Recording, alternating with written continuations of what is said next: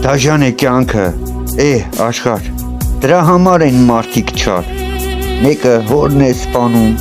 մյուսը որդուն իր մատղար, բայց ոչ մեկը չի ասում, ինչ ես անում, այ անտար,